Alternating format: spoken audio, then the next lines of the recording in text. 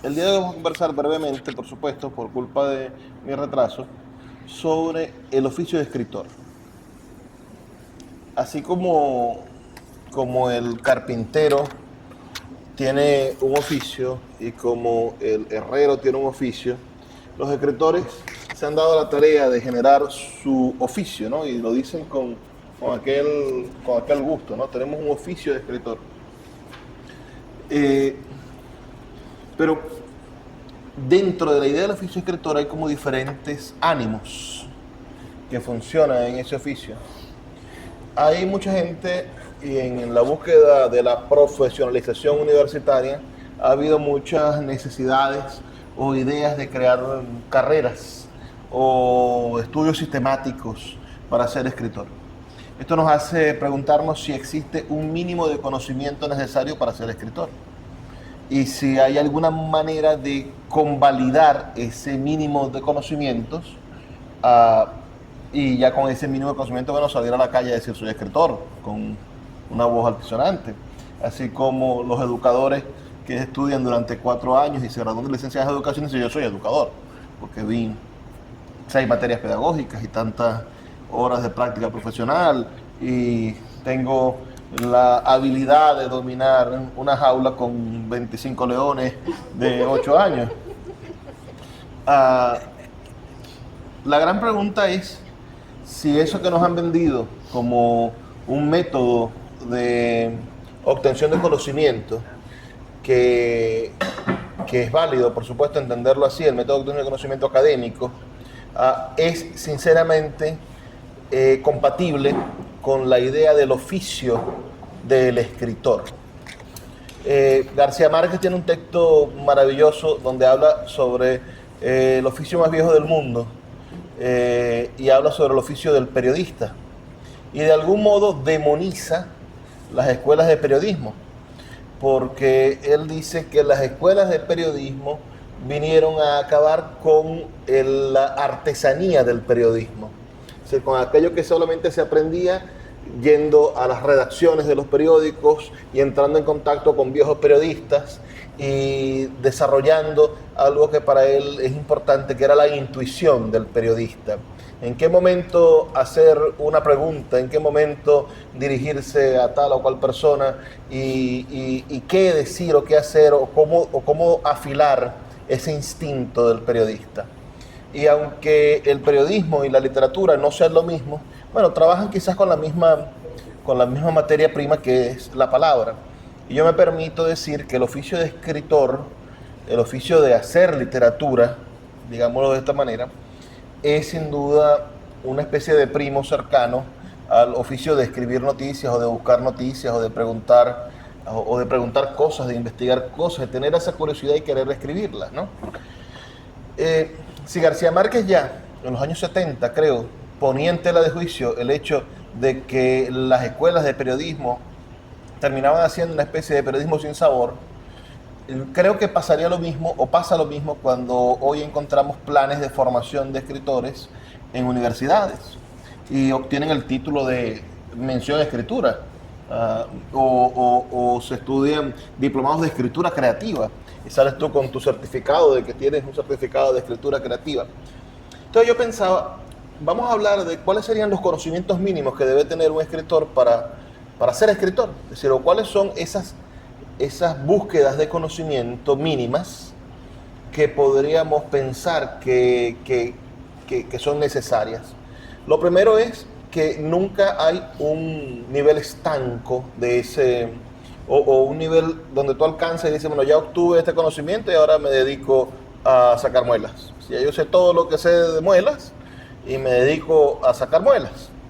Porque, bueno, hasta en la odontología, donde estamos poniendo ese ejemplo de las muelas, yo creo que hay actualizaciones constantes, ¿no? Y hay nuevas tecnologías, y etcétera, etcétera, etcétera. Es decir, no es solamente sacar la muela porque sabe, bueno, toda la parte eh, anatómica de la complicada cavidad bucal, que tiene complicaciones que pueden llevar a la muerte a cualquiera, por supuesto. Sí, porque está Ah, conectado a una infinidad con, de de nervios. nervios y en fin.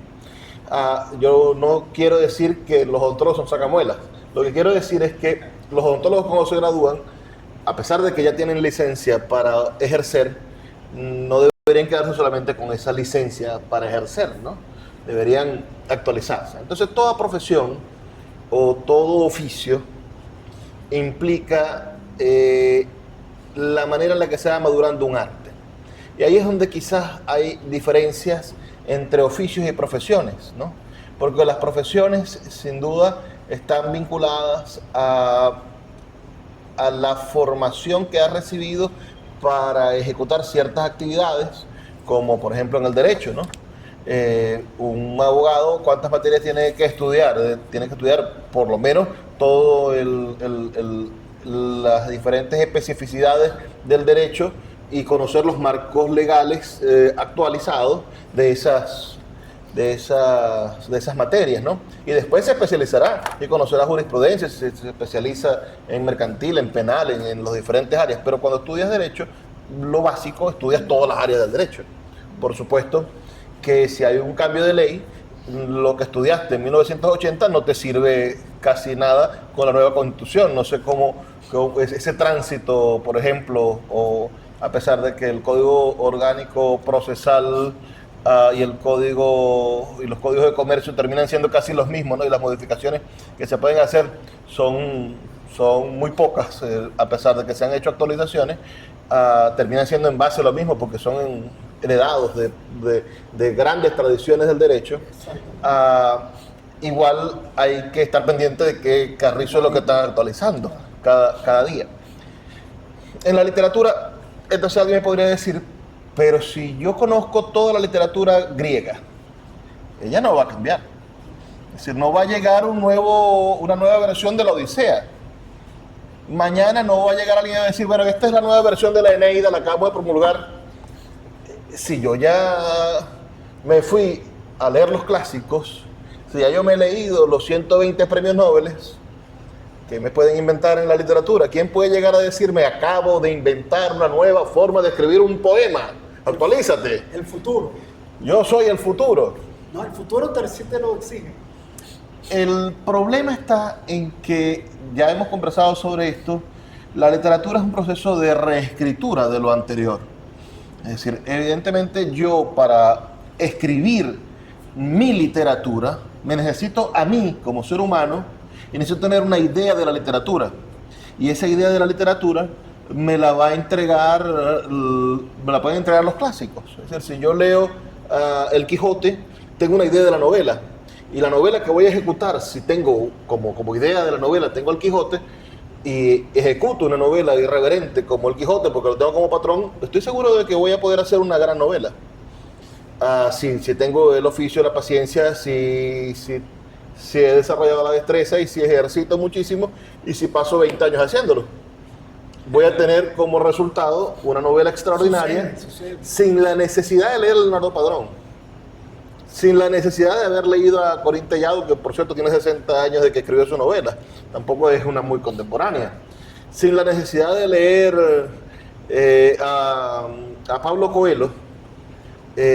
Yo nunca he leído a Pablo Coelho, intenté leer el Manual del Guerrero de la Luz y no me quedaron ganas de seguir leyendo. Me dijeron que comencé mal, que debí haber comenzado por El Zahir o por Verónica decide morir. Me han recomendado cualquier cosa, pues yo la agarré como alergia. Pero entonces, evidentemente yo necesito estar actualizado en la literatura, y ahí es donde vamos a diferenciarnos ya de la idea de la profesión, ¿no? Necesito estar actualizado en la última literatura para escribir mi literatura, para ser un escritor. La respuesta más sencilla es no. No necesito leer a mis contemporáneos para hacer literatura contemporánea. Para hacer literatura contemporánea tengo que vivir en el presente.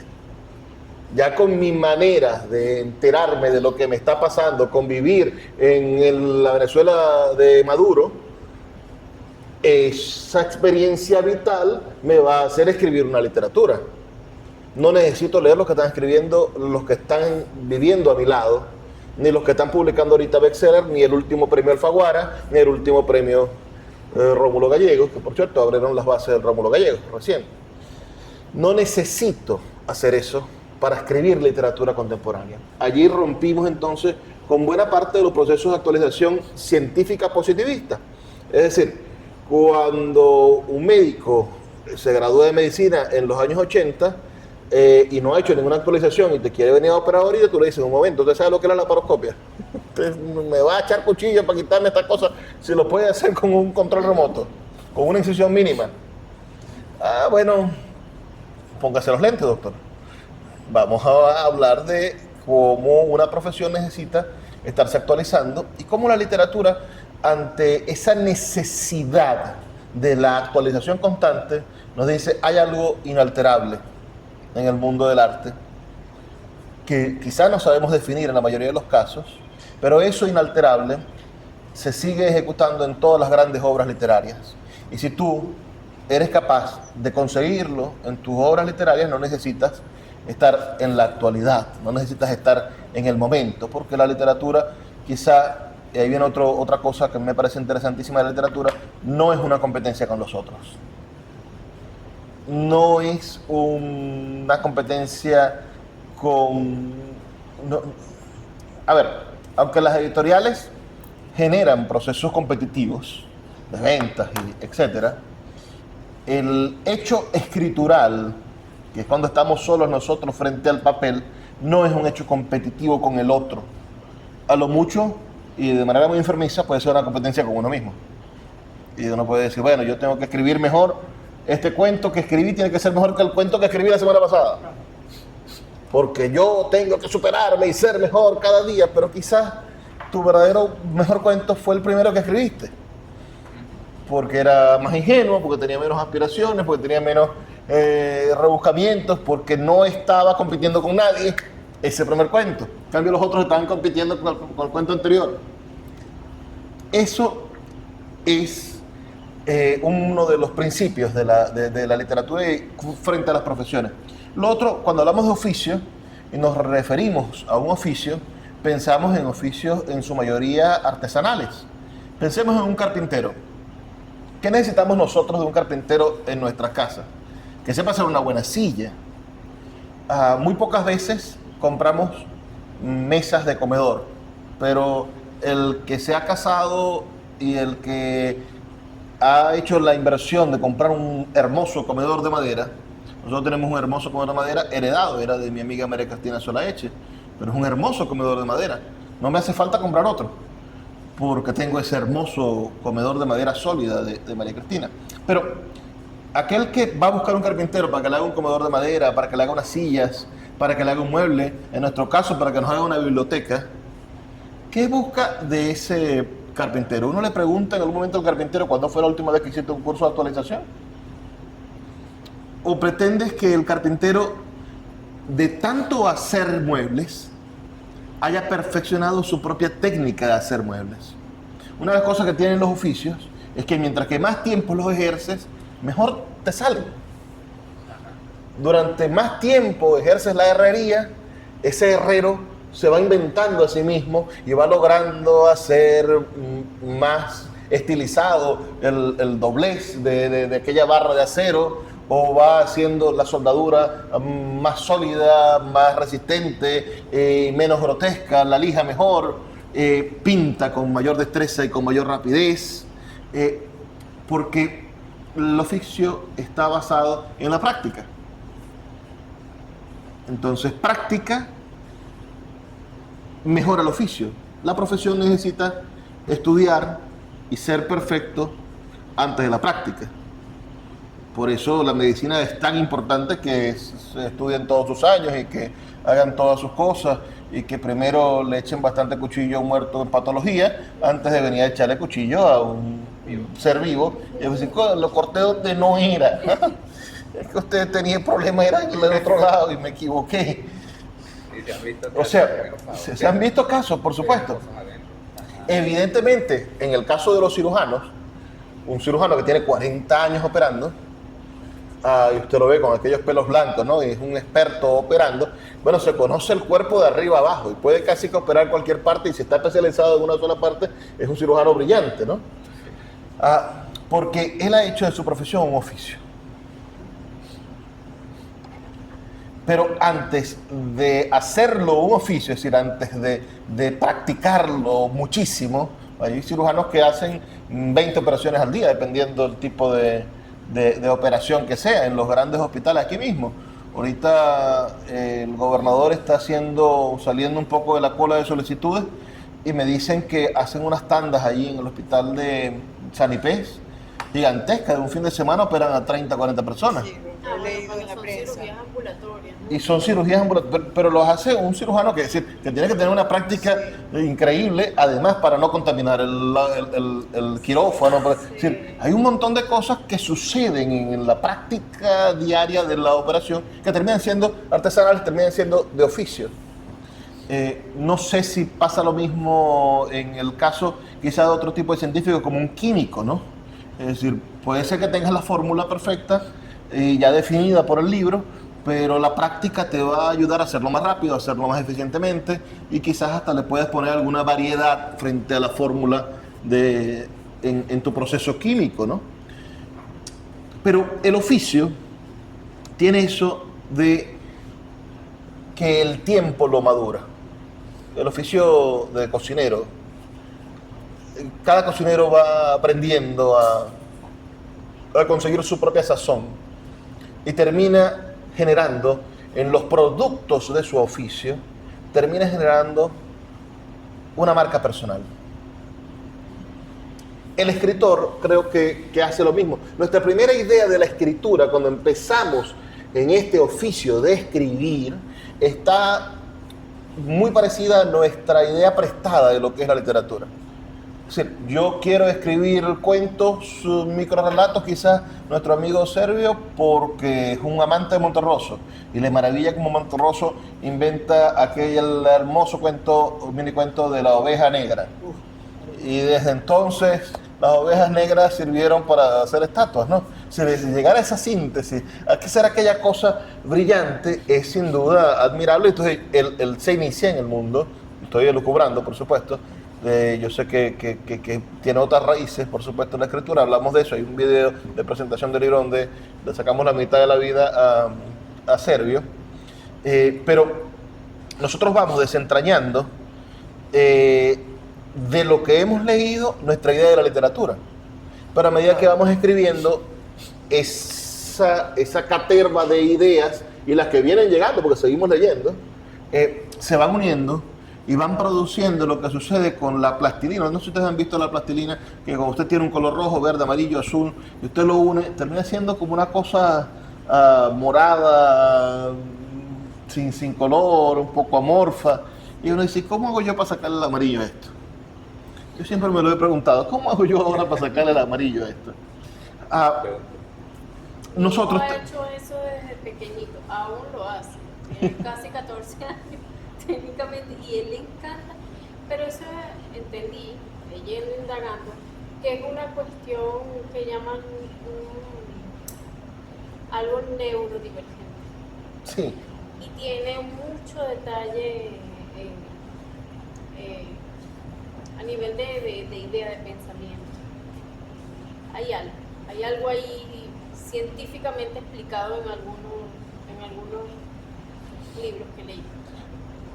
Pero, y eso de querer destrozar nuevamente, o sea, tratar de desfragmentar la plastilina para encontrar, aunque sea un hilito del color o los colores, suelen conseguirlo. ¿verdad? Bueno, yo lo he intentado. Fragmentos. Pero a lo que quería llegar con lo de la plastilina, nosotros terminamos siendo una masa de todo lo que hemos leído. Y en nuestro oficio, es decir, en la reiteración de la construcción de lo que somos y de nuestra idea de la literatura, vamos convirtiéndonos en algo siempre diferente.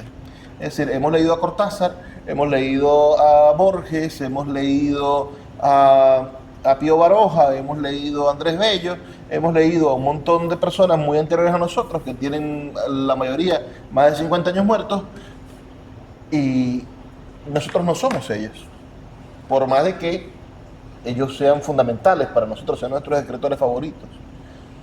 Entonces, lo que vivimos, nuestro día a día, nuestra relación con la realidad y lo que leemos, que ha sido el día a día la relación con la realidad de otros, va a terminar conformando en nosotros algo diferente. Así como el carpintero tiene la capacidad de generar un mueble que a él le gusta y con ciertos ribetes que se parecen a un mueble que vio en una revista. Hay carpinteros que tienen revistas, yo no los conozco mucho, pero hay algunos que se inspiran así. O que vio en una casa de fulano, no, yo puedo hacer eso. Y ahí se ponen a darle y hacer algo mejor. O esos herreros que uno termina diciendo, ¿y dónde se le ocurrió este diseño a ese herrero para hacer ese portón? Y termina siendo diferente y bonito. No sé si a los albañiles les pasa lo mismo, pero también hay que admirar que las casas no se caen con tanta facilidad. Entonces tenemos algunos elementos ya dispuestos. Sabemos que la literatura no necesita actualizarse para ejercerse. Sabemos que la literatura como oficio tiene la capacidad de mejorar a medida de que la ejecutamos, a medida de que la practicamos. Es decir, la práctica hace al maestro, como dicen en el argot popular. ¿Qué otra cosa podría definir al oficio de escritor? Bueno, yo creo que hay algo que tiene que ver con lo que hemos venido conversando en sesiones anteriores, y es la búsqueda de la voz personal, de lo que nos hace auténticos. Un escritor que tiene oficio tiene una voz. Y hay gente que trabaja con esto en procesos de autoayuda y hablan la búsqueda de tu voz.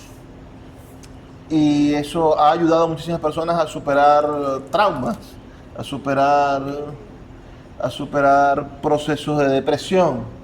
Hay gente que habla de una manera porque así le enseñaron a hablar en su casa,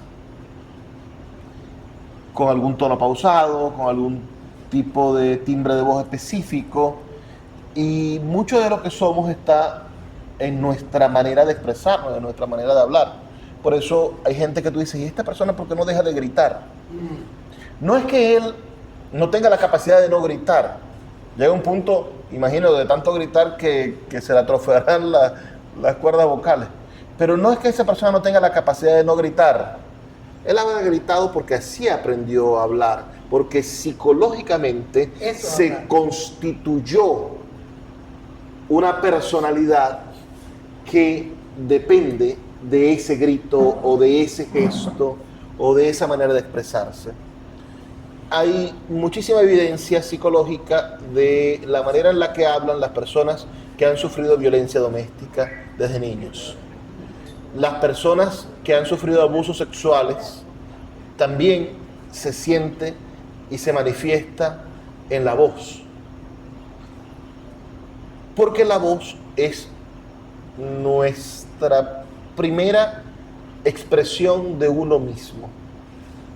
Antes de que tengamos la capacidad de vernos en el espejo, ahora, bueno, los jóvenes se ven todo el tiempo en el teléfono, ¿no? Se pasan tomándose fotos, y hay mucho de uno mismo, ¿no? En esas cosas que nos pasa a nuestros sobrinos, a nuestros hijos. No sé, mi hijo va a cumplir 7 años, el sábado cumple 7 años Luis Arturo. Espero que no vaya a ser un narcisista del teléfono, pero no sé, puede pasar porque estamos en una sociedad muy, muy narcisista. Estamos en una sociedad que se ve mucho al espejo. Hoy más que nunca se ve al espejo. Hoy más que nunca necesita una fotografía para todo. El propio hecho de que estemos grabando esta sesión ya es también una cosa medio narcisista. Aunque tiene que ver también con mi idea de que las cosas se pierden. Y a mí me gusta intentar guardar las cosas. Pero eso también puede esconder un sentido narcisista de fondo. No me libro de culpa. Pero la sociedad de Narciso es una sociedad muy moderna, muy nuevo ese fenómeno, pero desde un principio, y genéticamente lo tenemos instituido, lo primero que nos identifica como persona es nuestra voz.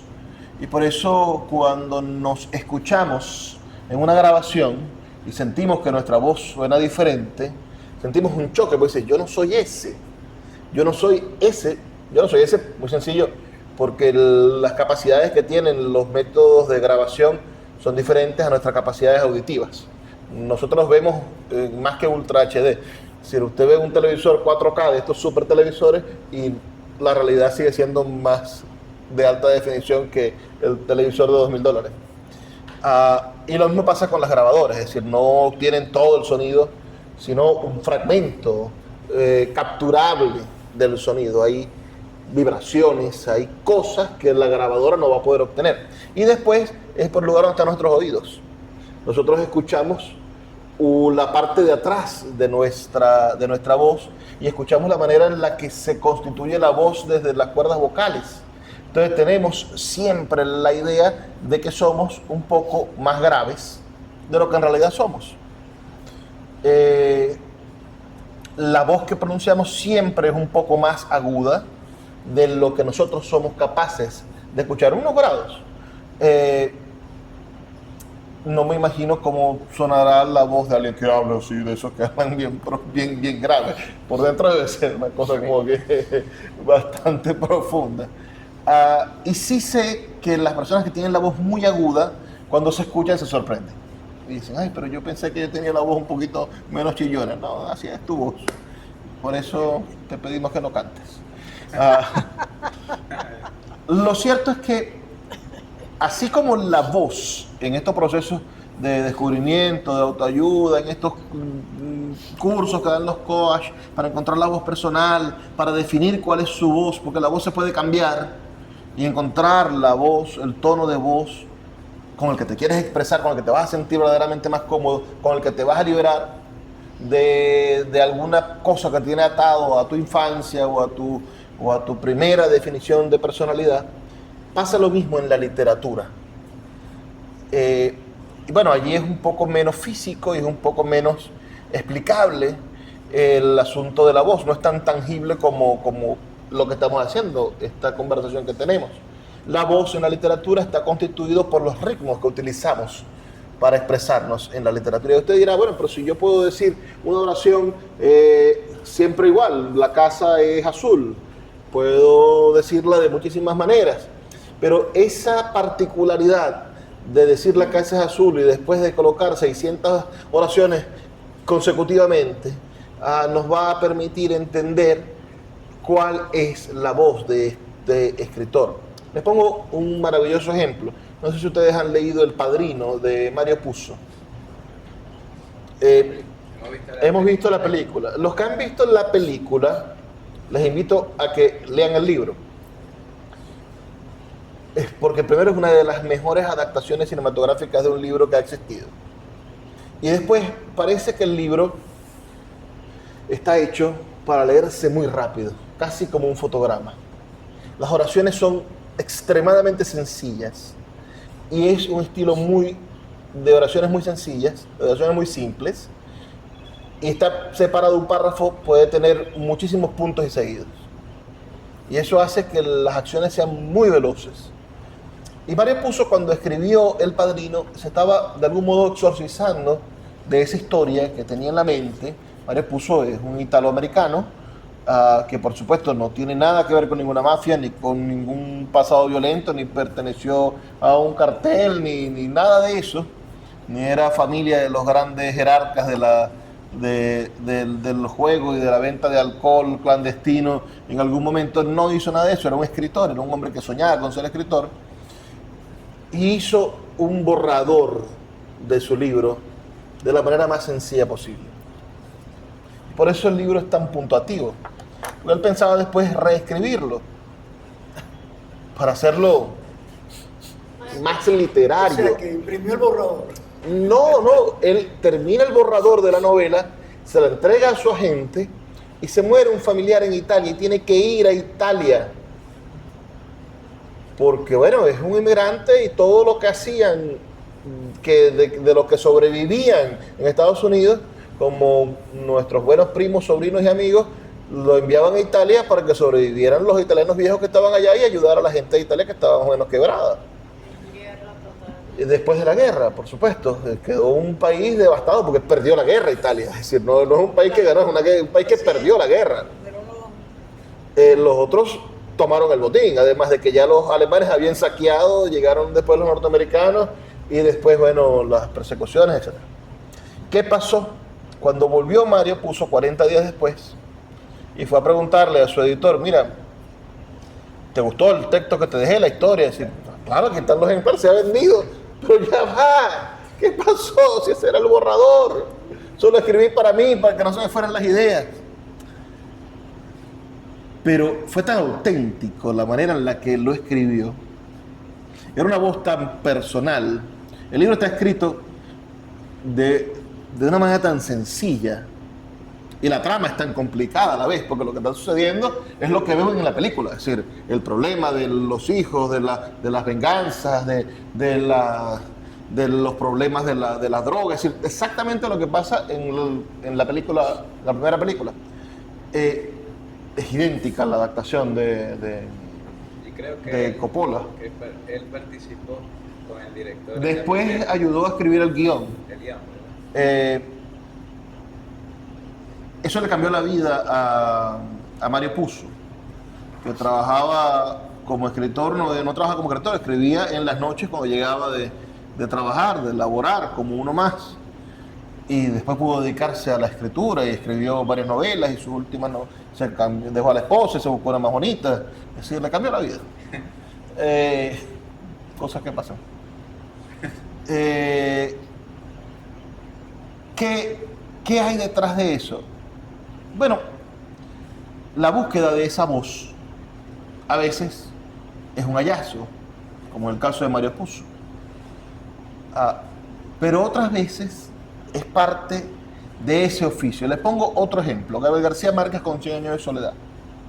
Gabriel García Márquez intentó escribir 100 años de soledad 3 veces. Tenía la historia. Sabía lo que iba a pasar. Por eso escribe Ojos de perro azul o escribe el otro libro de cuentos, Sí. Los funerales de Mamá Grande, que pasa en su mayoría en Macondo, porque tenía el universo, tenía la idea de lo que iba a pasar casi que de principio a fin, pero no encontraba la voz. Y él lo cuenta en un libro maravilloso que ustedes deben leer, que se llama El olor de la guayaba, y que tiene mucho que ver con el oficio de escritor. En El olor de la guayaba, que es una entrevista que tiene con uno de sus grandes amigos, él cuenta que iba con Carlos Fuentes para Acapulco de vacaciones o a hacer un trabajo, ahorita no recuerdo bien. Y en el medio de la carretera se le ocurrió la frase con que inicia la novela. Muchos años antes, frente al pelotón de fusilamiento, el coronel Aureliano Buendía iba a recordar el momento en el que su padre lo llevó a conocer el hielo. Y frenó en el medio de la carretera y le dijo, me tengo que volver a escribir. Me tengo que volver a escribir. Conseguí la manera, el tono, la voz para contar esta historia. Y ahí vienen las otras historias muy bonitas que están en los últimos libros de García Márquez, donde cuenta la cosa terrible de que estuvo durante 9 meses escribiendo la novela sin trabajar. Y la mujer le debía al panadero, le debía al del alquiler, le debía a todo el mundo. Y cuando terminó la novela, que la enviaron, que por cierto enviaron primero el final, otros porque no les alcanzaba, porque no tenían suficiente dinero para enviar todo el paquete, la mujer le dijo aquello, ojalá que este libro sí sea bueno, porque ya había publicado antes, el coronel no tiene quien escriba, y ha publicado un montón de libros antes. Ponga allá para que escuchemos.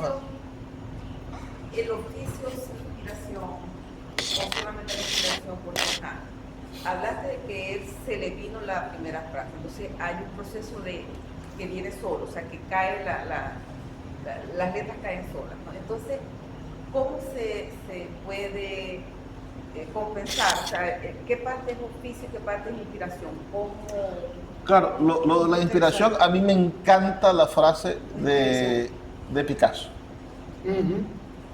Picasso dice, la inspiración existe, pero tiene que encontrarte trabajando. Es decir, la inspiración existe. De repente está inspirado, pero no sirve de nada estar inspirado viendo una película, o no sirve de nada estar inspirado haciendo el arroz, que sirve para hacer un buen arroz. pero no para escribir un libro o para pintar un cuadro. O sea, tienes que inspirarte cuando tienes el pincel en la mano y estás en el proceso.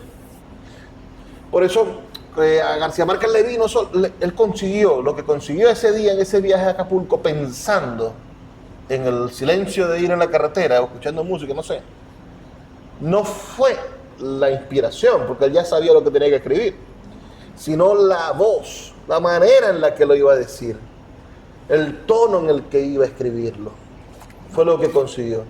Y estuvo durante 9 meses escribiendo la novela todos los días.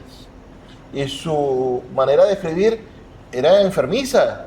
Es decir, lo que él cuenta de que se obligaba a escribir toda la página y si se equivocaba, la volvía a empezar de nuevo. Si se equivocaba, porque quería tener el borrador limpio. Además escribía con una copia en papel carbón para tener 2, porque recuerden que era una máquina de escribir. No había manera después de reproducirla. Entonces, hay muchísimo de trabajo y muy poco de eso que llamamos inspiración. Por eso es maravilloso lo de Picasso. Es decir, si existe la inspiración, claro que existe, pero tienes que encontrarte cuando estás trabajando. Supongo que los momentos más hermosos de 100 años de soledad, por ejemplo, cuando Remedios la Bella sube al cielo, ¿no?, que está hermosamente escrito, fue un momento donde García Márquez estaba inspirado. Por más de que supiera ya que iba a pasar, ¿no?, porque la mamá de García Márquez contaba, no, si esa mujer sí existió, esa era una muchacha que era muy bonita, sí, pero la mamá la cuidaba mucho y se la llevó un tipo, y la mamá, por no querer aceptar que la hija se había ido, dijo que había subido al cielo, porque la mamá no quería aceptar que la mujer se había ido Es decir, ese cuento que escuchó García Márquez o que le contaron cuando era niño, lo mantuvo en la mente durante todo el tiempo. Pero ahora, la manera magistral en la que describe cómo Remedios la Bella va subiendo y se aleja y saluda y tal, eso es oficio. ¿Por qué volver otra vez a García Márquez? Después de haber dicho que García Márquez desmerita las escuelas de periodismo. Porque el verdadero taller literario no es venir aquí los jueves. El verdadero taller literario es llevarnos estas inquietudes a escribir en casa. No hacemos nada si no escribimos, si no ejercitamos por nuestra cuenta y nos embarcamos en proyectos literarios personales. Es decir, yo los invito, por ejemplo, a los que quieran escribir poesía, a que exploren en poesía sus sentimientos más puros o más diáfanos. ¿Qué les invito a que hagan? En esto, que cuando a mí me ponen en la diatriba de preguntarme, ay, ¿qué puedo escribir para ser auténtico? Para acercarme a quién soy. Yo siempre digo, ¿se han muerto tus padres? Habla de la muerte de tus padres. Escribe un poema dedicado a la muerte de tu madre. Escribe un poema dedicado a la muerte de tu padre. A todos, en algún momento se nos va a morir la madre, a mi mamá sigue viva, mi papá se murió. A todos se nos ha muerto, de algún modo se nos va a morir en un momento el padre. Ese sentimiento, que puede ser común al mundo, porque parece que a todos nos sucede, es muy particular para cada uno, porque nuestra relación con nuestros padres viene marcada por un sinfín de particularidades que hace que cada relación afectiva con los padres sea diferente del otro. Hay un patrón, una mamá ideal. Hay una mamá ideal del diccionario. Inclusive para cada hijo recibiendo la misma educación puede ser diferente. Una mamá diferente. Pero la verdad, la ejecución de la paternidad y de la relación padre-hijo es diferente. Entonces, cuando escribimos sobre la muerte de nuestros padres, nos encontramos, sin duda, con una mina en la cual podemos conseguir nuestro tono más auténtico. Cuando hablamos de poesía. Ahora, cuando hablamos de narrativa, no es agradable narrar con hechos la muerte de los padres. Es decir, hay muy pocos libros donde se logra hacer eso. Me preguntan, ¿cómo hago para escribir un cuento auténtico? Donde esté yo representado, pero que sea un cuento, ¿no? Que no sea un capítulo autobiográfico. Yo les digo, bueno, haz una metáfora de tu realidad y escribe una historia en base a esa metáfora. Y les pongo el ejemplo del cuento La casa tomada de Julio Cortázar, donde Julio Cortázar es un inmigrante, tiene que irse, porque en el fondo es un perseguido político o su país se ha quedado de algún modo sin esperanza, vivió en un país en desasosiego. Y él usa la metáfora de la casa tomada para ver la manera en la que él se quedó fuera de Argentina, en la que él es un tránsfuga y finalmente tiene que irse. Lo que nos sucede a nosotros con la situación política es arduo, ¿no? ¿A cuántos no se nos han ido hijos, familiares, tal? ¿O cuántos no están pensando en irse del país en este momento? Y dicen, bueno, yo de aquí a diciembre quiero estar pasando calor en Chile, que en diciembre hay calor en Chile, o pasando frío en Estados Unidos. ¿Qué vamos a hacer? ¿Cuál es nuestra mente? Eso conviértelo en una metáfora. Conviértelo porque no lo vas a escribir crudo. Convierte tus sentimientos primero en una metáfora y después la desarrollas. Convierte tu sentimiento en la metáfora de un botón que es tan débil unido por 4 hilos, pero sostiene todo el peso de la ropa. ¿Y qué pasa si ese botón se rompe? O convierte esto que sientes porque se han ido tus hijos o tus hermanos en la metáfora de una llamada telefónica. Y después desarrolla esa idea. Y de ese modo vamos a acercarnos un poco a quienes somos en la búsqueda de los discursos que son más auténticos. Entonces, un oficio de escritor tiene como preceptos que no necesita actualizarse, no necesitamos conocer lo que está escribiendo el otro para, y el siguiente es que se hace con la práctica, es practicando que lo ejecutamos, y como tercer punto, tiene como objetivo este oficio la búsqueda de la voz más personal. Y por eso muchos escritores terminan en la mudez. Pensemos en Juan Rulfo, que no escribió más, porque esa voz a veces nos pide silencio cuando la encontramos. Bueno, breve porque llegué tarde. Vamos a escuchar los textos suyos. Tenemos un cuento que cumpla con 10 preceptos de propio. Con 5 eran. Ah, bueno. Bueno, yo lo hice en abstracto. Yo no sé cuántos tiene pero sí tiene algo de. Bueno, comencemos contigo, Yasmin. Bueno, yo traté de hacerlo breve, ¿no? Pero se llama El hombre de las escuelas de plata. Todavía recuerdo, aunque ya con cierta lejanía, aquellos gratos almuerzos dominicales en casa de mi abuelo materno, que siempre terminaban con la narración de un cuento de su pueblo. Mi favorito era el de aquel increíble personaje que llegó a este mundo abrazado por la más insuperable de las tragedias, la muerte de su madre en la boda de Bupá. Su padre, que tanto lo había deseado, lo repudió de inmediato, ahogado en el trauma de la pérdida de su querida esposa. Y cuando el aseado destino parecía condenar a esa pequeña vida a su suerte, terminó en una cuna de oro, en casa del hombre más rico del pueblo, solo por el hecho de ser varón. Pues de mucho intentarlo, aquel señor solo había conseguido llenar de niñas su hogar. Y por costumbre familiar, la fortuna se transfería únicamente por línea masculina de generación en generación. Su misión no era ser el hijo que faltaba, sino el marido de alguna de las hijas para evitar dispersar el patrimonio familiar. Pero el corazón es más terco que la razón y quiso el destino que fuera una moza de otro pueblo quien le robara el aliento y olvidara el agradecimiento que debía a su generoso benefactor.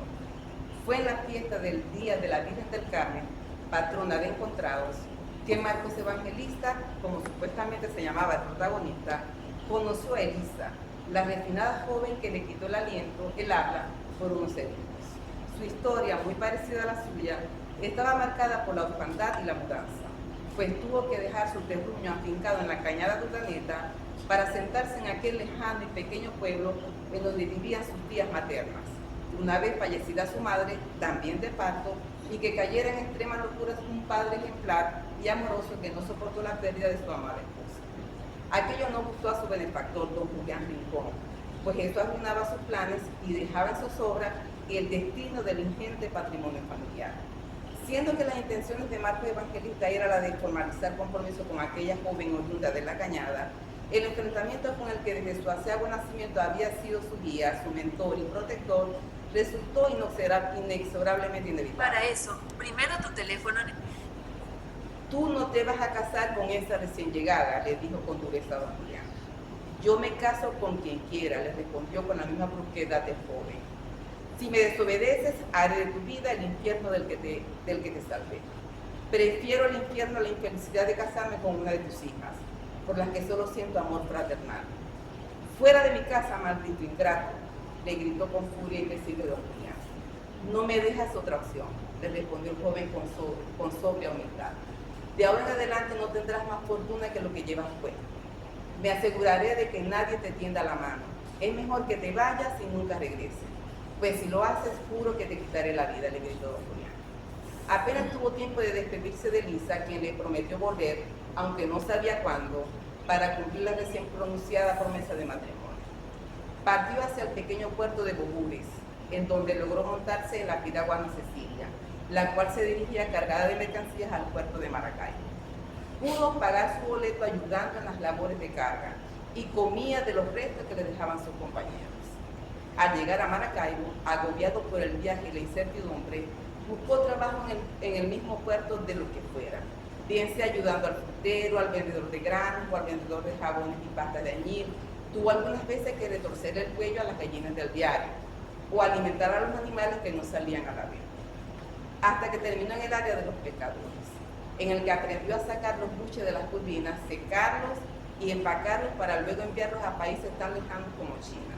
Y si bien él no sabía en dónde quedaba ese extraño país que compraba aquello que aquí era alimento para los buchones, sí sabía que allá era una exquisitez solo para quien podía pagar su alto precio. Poco a poco aprendió todo sobre el comercio de buches y de allí comenzó a labrar esa fortuna que le permitiría regresar y enfrentar su destino. Su amor por Elisa seguía intacto y era cada latido que su corazón daba por ella lo que le hizo arriesgarse a invertir en otros negocios manejados principalmente por los alemanes, como el de la talabartería y el comercio de plumas de garza que se vendía muy bien en París. Sin percatarse de que el tiempo le había consumido 5 años de su vida, cayó en cuenta de que era momento de regresar y con el dinero suficiente para comenzar una nueva vida en su pueblo natal. Tomó la piragua de turno tempranito y en las horas que navegó por ese mismo lago que le dio llorar como un niño ante las carencias e incertidumbre que tuvo que enfrentar, tomó conciencia del temple que le dio la vida de comerciante y un carácter que ya no era afable como el de aquella adolescencia que tanto había disfrutado antes del arrebato de aquel primer amor. Al llegar a Bogotá continuó el viaje primero en mula y luego en el tren que tenía justamente su última parada en aquel pequeño pueblo que parecía perderse en el mapa y que por ironías de la vida se llamaba Encontrados. Su cambio físico, antes macilento y ahora robusto, con músculos tallados producto del esfuerzo diario, hizo que pasara de incógnito en un principio. Su buen vestir, su cuidado bigote, su sombrero borsalino, le retrataban como una persona importante. Lo primero que hizo al llegar al pueblo fue comprar un hermoso caballo que le hacía lucir sus pulidas botas de piel de cocodrilo y sus llamativas espuelas de plata que le había comprado a un turista extranjero en el puerto de Maracaibo. Fue de inmediato a buscar a Elisa, pero al llegar su inquieto corazón se contuvo después de una nerviosa inspiración al saber que Elisa ya no vivía en la casa número 11 de la calle principal, en donde la vio por primera y última vez. Respiró ya con más calma al saber que Elisa todavía seguía en el pueblo, pero ahora vivía en una casa más humilde, debido a que don Julián se las arregló para que ella y sus tías tuvieran escasas maneras de ganarse sustento diario. Su emoción iba en aumento en la medida en que su caballo galopaba hacia la nueva dirección. y al bajarse del caballo corrió a la puerta y la llamó repetidamente, Elisa, Elisa, Elisa. Las tías de Elisa, despabiladas por el alboroto, se asomaron a la puerta y preguntaron a aquel elegante señor por qué hacía tal escándalo. Soy yo, Marcos Evangelista, ¿acaso ya no me recuerdan? Las tías no salían de su asombro, pero aún así imitaron al recién llegado y comenzaron a gritar, Elisa, Elisa, Elisa.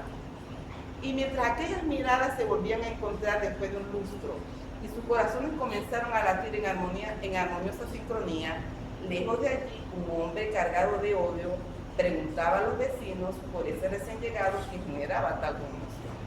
A diferencia de nuestro protagonista, el corazón de don Julián comenzó a latir al compás de una inconmensurable ira. Su rostro se enrojeció a tal punto que tuvieron que auxiliarlo para que sus mejillas volvieran a su color natural, so pena de un colapso, al descubrir la identidad del recién llegado. Una vez recuperado su ataque de ira, regresó a su casa y sin dar explicación a su esposa e hijas, corrió a su estudio, abrió la gaveta principal del secretario de cedro pulido, tomó su pistola con cacha tallada de oro y se la puso en el cinto. En ese momento su esposa entró y lo retuvo. ¿A dónde crees que vas con esa pistola, Julián? A cumplir una vieja promesa del reforma. No será hoy, le dijo doña Rosa, con tanto aplomo que tuvo que poner la pistola sobre su escritorio para terminar sollozando como un niño en su regazo. Mientras tanto, el pueblo, alborozado por la novedad, pensaba en el aciago momento que se vislumbraba como inminente en cuanto se presentara la ocasión. Don Julián esperó unos días, mientras indagaba sobre los pasos del recién llegado. Supo así que Marcos Evangelista había comprado una hacienda más grande que la suya, con unas 200 cabezas de ganado, y preparaba los aposentos para el que sería en poco tiempo su nuevo hogar. Vigiló sus pasos, su rutina, hasta que una tarde, al escaparse el sol por el oeste y darle paso a la traicionera noche, lo esperó cerca del camino real. Por fin nos encontramos, don Julián, le dijo con sorna Marcos Evangelista. Nunca debiste volver para desafiar tu destino. Vine en son de paz. No regresé buscando la muerte, sino la vida que usted me impidió disfrutar. Uno de nosotros sobra en este pueblo. Aquí no cabemos los dos. Hay espacio suficiente si olvidamos el pasado. Yo no perdono ni olvido. Fuiste un ingrato. Solo uno podrá seguir en el camino. Entonces, que sea Dios testigo y padrino de este ruego. Ambos se alejaron unos metros y al voltear sus caballos, de manera simultánea desenfundaron sus pistolas y dispararon. Solo se escuchó el sonido de 2 balas. Una le sacó chispa a una de las espuelas de plata, mientras que la otra, con certera puntería, estalló dentro de aquel corazón hinchado de ira. Marcos Evangelista tomó el caballo de don Julián y con su pesada carga lo llevó y lo entregó con respeto a la ahora viuda. Ella lo miró con un destello de dolor y de resignación. Yo sabía que esto iba a terminar así, y no te culpo por ello, pues fue él quien salió a desafiar a la muerte. Semanas después vino la reconciliación de Marcos Evangelista con la que fue su familia, y la historia termina así, como todas las historias, con la esperada boda, aunque tardía. Lo que nunca me contó mi abuelo, y lo supe muchos años después de su muerte, que ese Marcos Evangelista, cuyo nombre inventó, era en realidad él, por lo que para mí resultó un inesperado final descubrirse la nieta del héroe de mi cuento favorito y el del hombre de las espuelas de plata. Oye, pero buenísimo. Mira, encantado con el relato.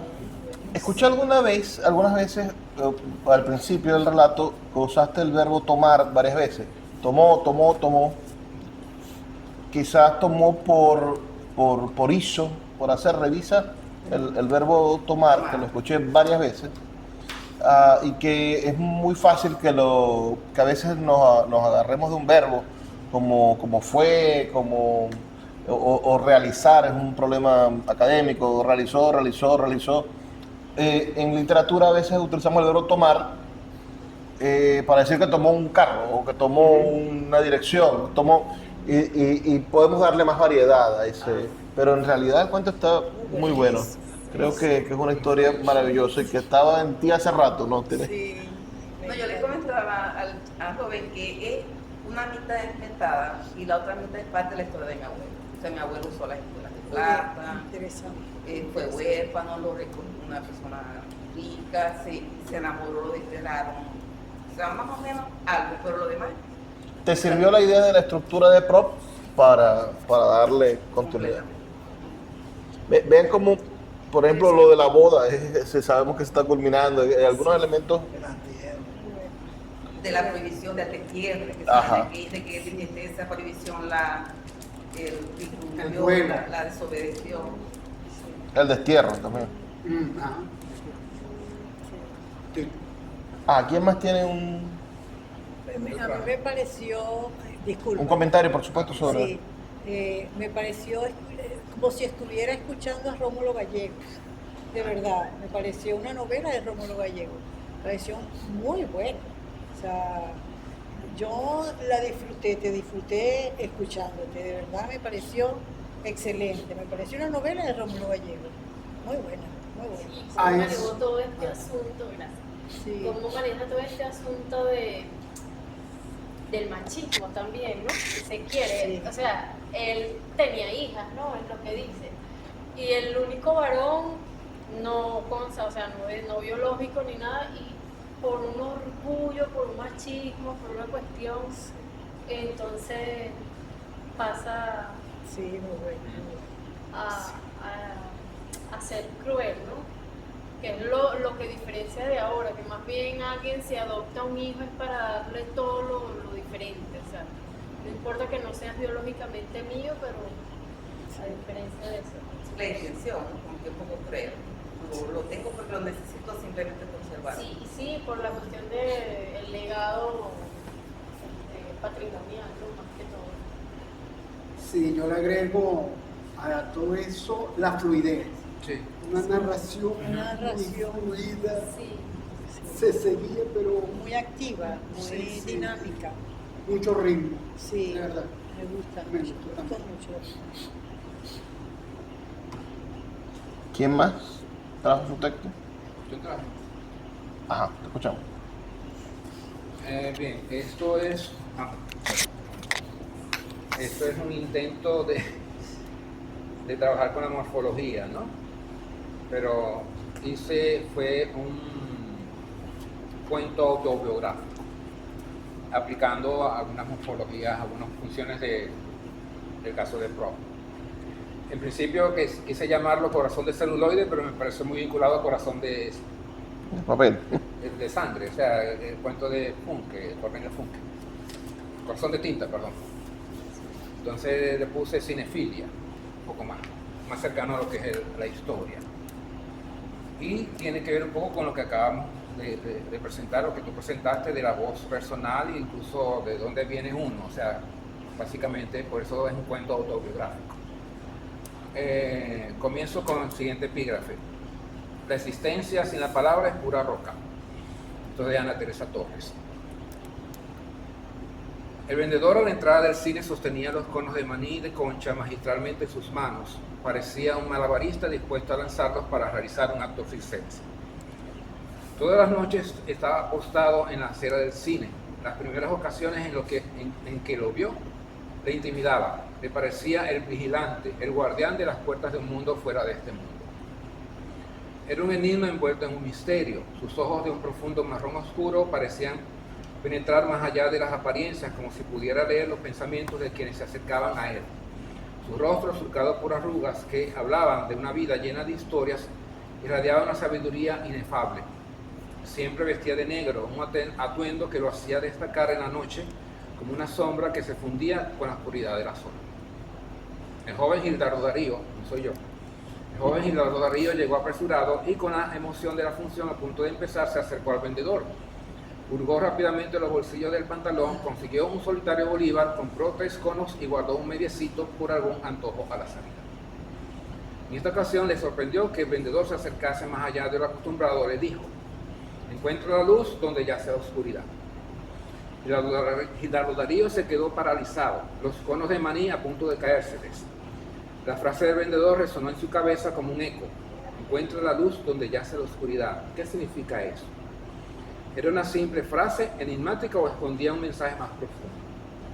Gildardo buscó en los ojos del vendedor una pista, pero solo encontró una mirada intensa que parecía invitarlo a una búsqueda interior. Tragó saliva y murmuró, más para sí mismo que para el vendedor: ¿qué quiere decir?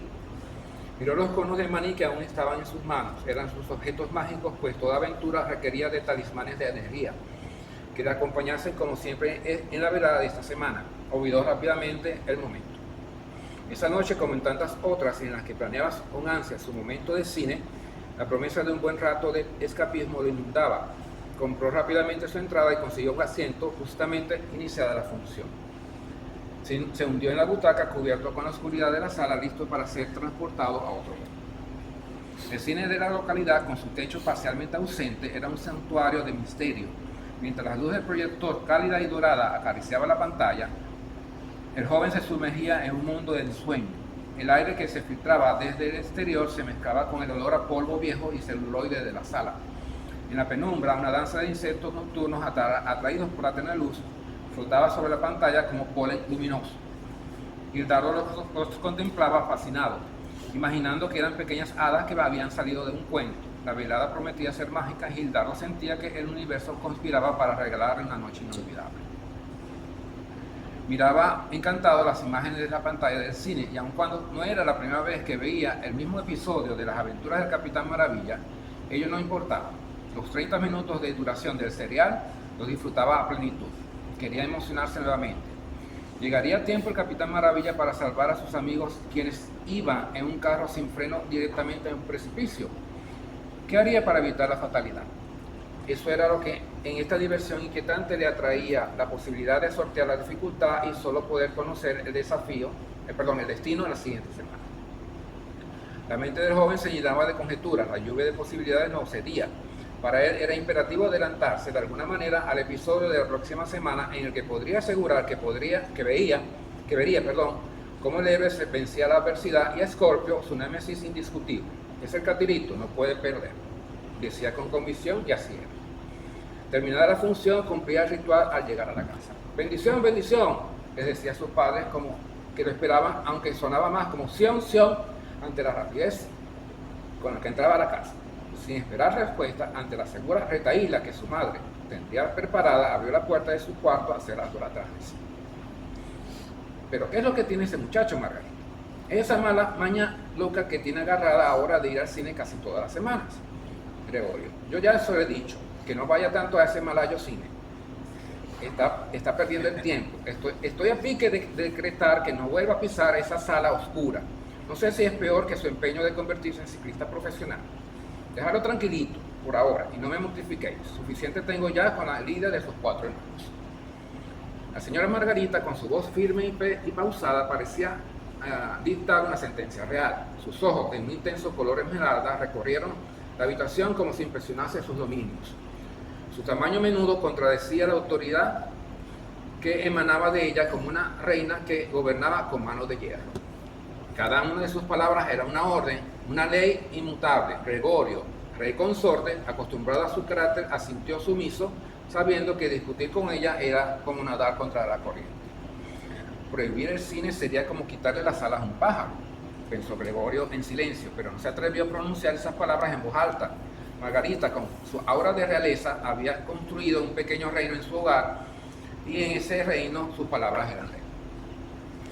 El joven, ya en su cuarto, tomaba su cuaderno y con un lápiz en la mano se detenía un momento mirando las páginas. Después del cine nada le gustaba más que recorrer las páginas del cuaderno, una bitácora de aventuras, contemplar cada línea escrita. Algunas de las esquinas revelaban el paso de sus dedos como si lo notado fuese muchas veces leído para traerlo a la memoria. Los fotogramas se sucedían de nuevo en su mente. Cada asistencia al cine era como traspasar un umbral en el que podría robar tiempo a Cronos, pausarlo, extendiendo la capacidad imaginativa de sentirse un acompañante del héroe, un escudero del caballero. Retornó al presente. Pocas hojas le quedaban a su confidente de emociones. Ya lo voy a llenar, pensó emocionadamente. Aún con el lápiz en mano, pasó la mirada por cada línea y cada palabra. ¿Qué escribía?, le preguntó el niño a su padre, interrumpiendo su narración. Le escrutaba con la mirada de sus pequeños ojos castaño oscuros. Podía sentir la infante inquietud. Sabía que quería una rápida respuesta, y él disipaba con palabras la inquieta curiosidad que flotaba. Continuó su propia historia, que le contaba en tercera persona. Pues el joven anotaba el nombre de la serie y los capítulos que veía. El cuaderno era para él un objeto fuera de este mundo, como una grabadora de recuerdos. Pero piensa en simple, le dijo su padre, como los dictados que haces en la escuela en tu cuaderno de tareas. Era su manera de revivir en su mente la emoción de los seriales de cada temporada. Las aventuras del Capitán Maravilla, los peligros de Ñoca, Flash Gordon, el terrible Dr. Fu Manchu. Cada historia era increíblemente emocionante. Hoy recuerdo esos momentos cuando mi padre, Darío, contaba su propia historia, presentándola a manera de un relato de la singular aventura de un joven fascinado por las fotografías en movimiento en la que acompañaba a sus héroes, su inventario de emociones, de sus viajes al mundo de aventuras anotados en el cuaderno. El cine serial, como un folletín de imágenes, alimentaba su imaginario, contrarrestaba la soledad que a veces le abrumaba, los pocos puentes que lograba construir con sus hermanos mayores a él. No tenían caminos similares a los suyos. Y ahora, mientras escribo, pienso que las palabras del vendedor de su cuento podrían tener más sentido. Además, la narrativa fragmentaria visual era llevar en la mente, como en su bolsillo, las entregas de las novelas de caballería, su lectura preferida. Mi padre y yo nos sentábamos en la mesa del comedor, ubicada en el largo pasillo de la casa lusiteña, mi casa de techos elevados, poblada de recuerdos. Yo tenía unos 10 años, y desde ese momento desde ese relato sentí como si agarrado de su mano me llevara por primera vez al cine. Desde el cine entendí no necesariamente la necesidad de evasión por evasión, una suerte de opio de las masas, sino como la expresión quizás de sentido común de perfilar en él los materiales de los que se construyen los sueños. Lo que sorprende de todo esto es lo peculiar del recuerdo, de los variados momentos, volver a ellos y traerlos de nuevo al corazón. A veces los pienso como la sonrisa del gato de Cheshire, son los últimos que desaparecen, o en ocasiones se convierten en el dinosaurio de Monterroso. Aún están allí al despertar. Los recuerdos son semillas que con la imaginación crecen, pueden elevarse y resistir la gravedad e incluso las reglas de la razón y me cubren, me escudan. Siento que mi piel está atravesada de recuerdos. La conexión con mi padre desde su cuaderno de notas es ahora la continuidad de un vínculo mágico, providencial, a través de mi propio cuaderno.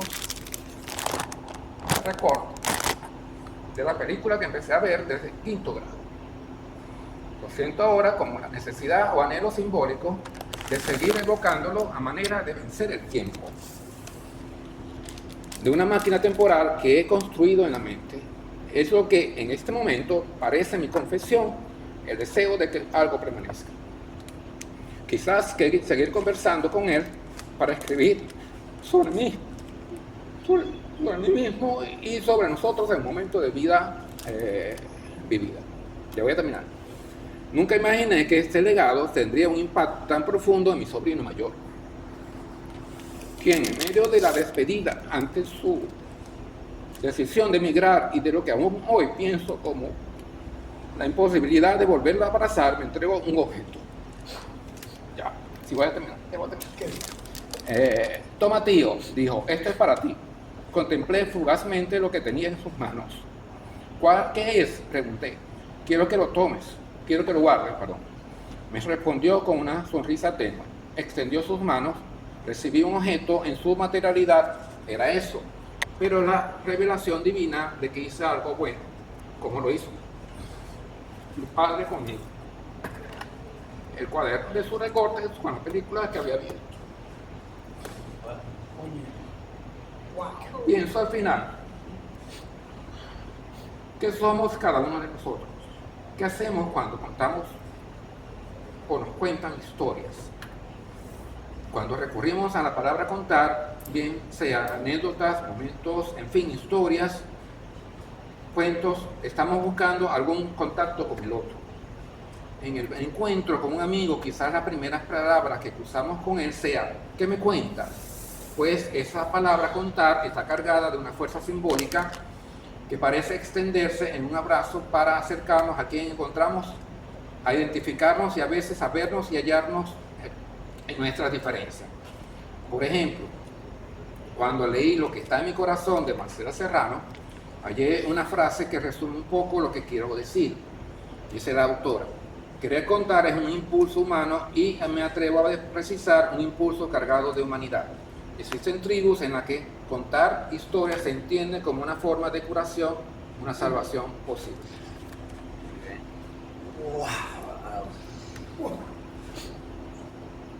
Disculpen la emisión. A ver.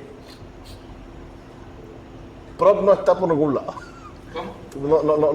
No hay mucha estructura de prop por un No. motivo muy importante.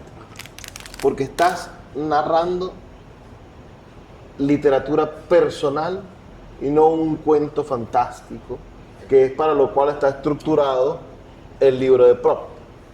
La morfología del cuento habla de cuentos fantásticos. ¿Qué hace que de plano tu cuento no sea un cuento fantástico? En el momento en el que el héroe no se está enfrentando a ningún reto mágico, a ningún reto Claro. que vaya a terminar en las estructuras del cuento fantástico o con... Eso no quiere decir que el texto no sea maravilloso, lo que nos acaba de leer. Quizás, perdón, bueno. ¿Dónde podemos entender la estructura del relato? Bueno, hay relato, hay cuento en el momento en el que insertas en la historia de tu padre, sí, el hecho de que estás narrando algo. Todo el texto es un cuento que tiene un cuento dentro. La historia del Gildardo que va al cine y que sueña y que tiene a su mamá que lo amenaza y todas estas cosas que La pasan, prohibición. esa prohibición, eso sí está un poco más relacionado. ¿Por qué? Porque el narrador decide contar una historia dentro de la historia que está contando. Hoy, para nosotros, el que está narrando coincide con el que escribió el texto, porque conocemos a Gildardo y además nos trajo evidencia de que el texto tiene un basamento empírico. Gracias por compartirlo, hermano. Sí. Pero si nosotros no conociéramos a Gildardo y no viéramos estos dos instrumentos empíricos que dicen aquí estaba, la realidad estuvo aquí, estaremos en presencia de un narrador que nos está contando 2 o 3 historias dentro de la narración. Cosa que no pasa en el cuento fantástico de Proust. Por eso Proust dice, estos 31 elementos cuentan una historia de principio a fin y nos enseñan a contar una sola historia. Eso no quiere decir que no estemos en presencia de un buen texto literario como el que nos acabas de leer.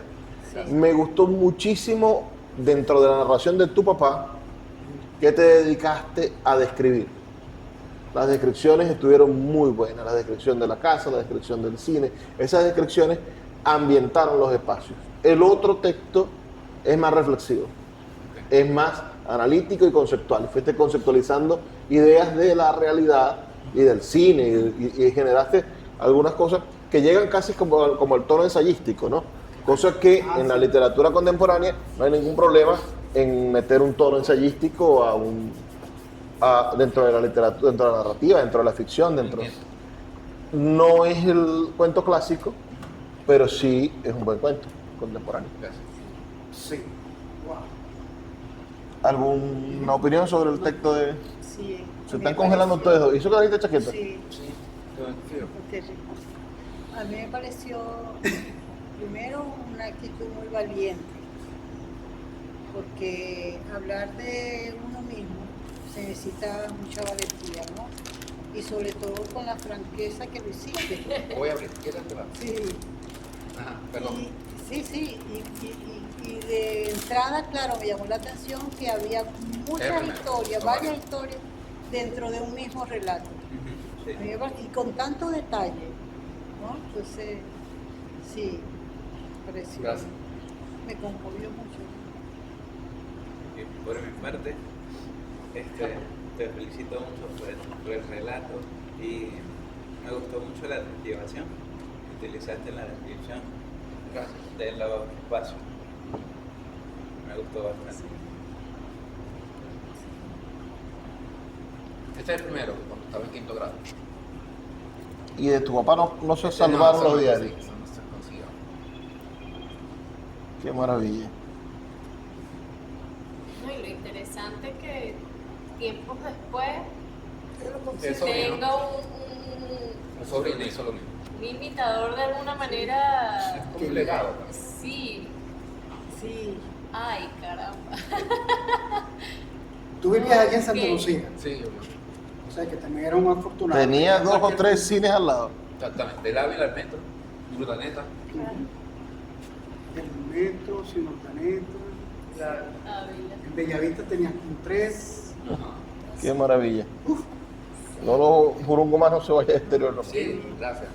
Y en una alianza también, cuando Qué bien. se saltaba la cerca o pagaba. Eso es lo que les digo yo cuando hablo de autenticidad. Y también el texto tuyo está enraizado en eso.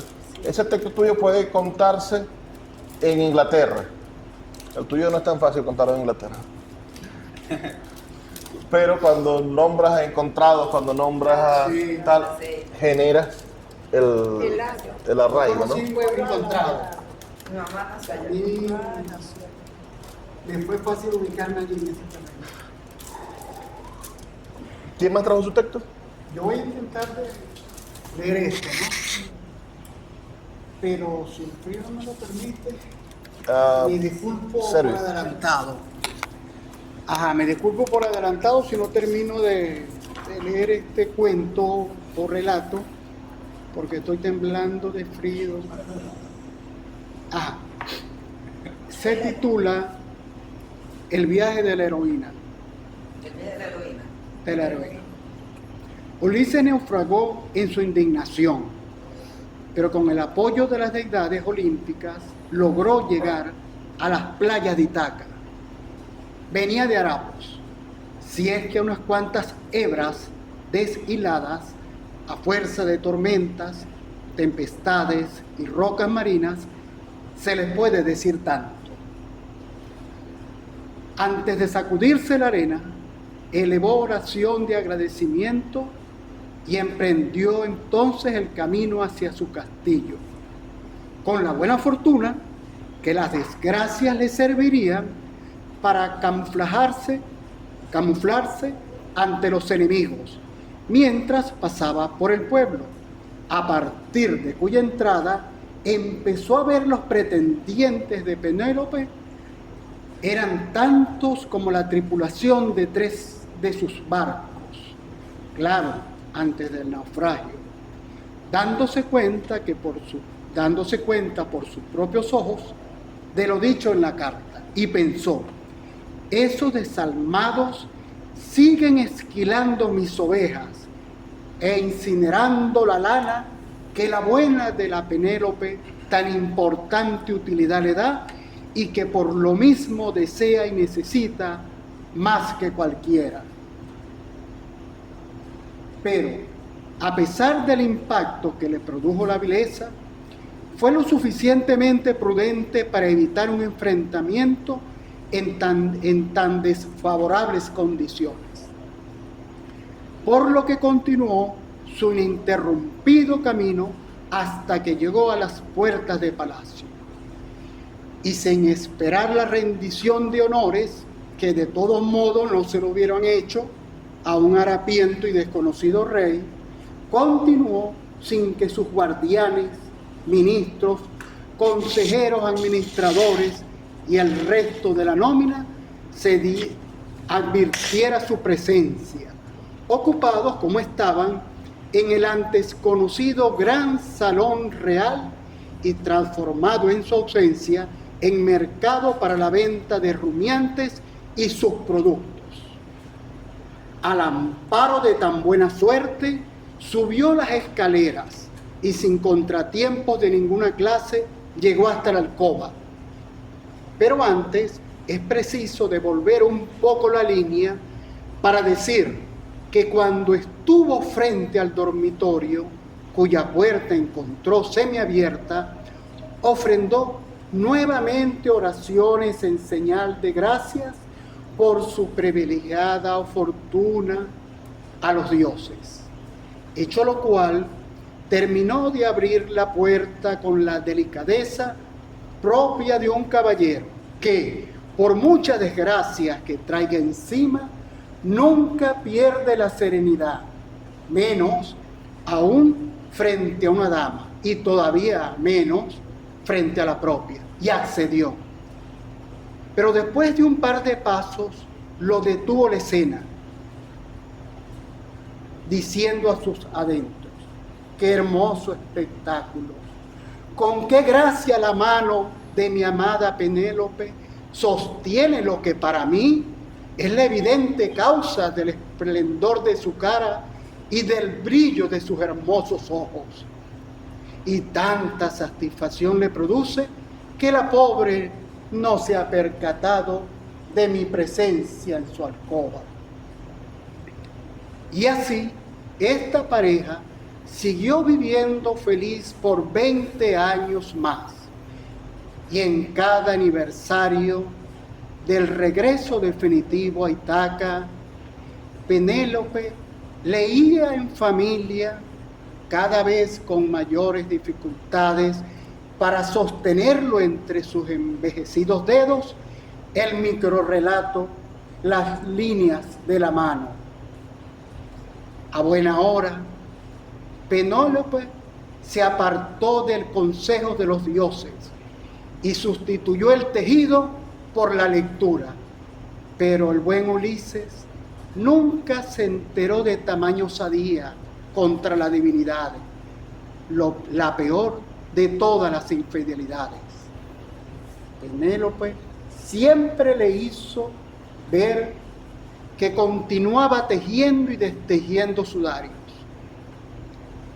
Pero cuando en ese día en que celebraban el aniversario de la llegada de Ulises a Ítaca, Penélope, en su silenciosa y secreta intimidad, se decía: cada quien tenga su propia Cuartazar.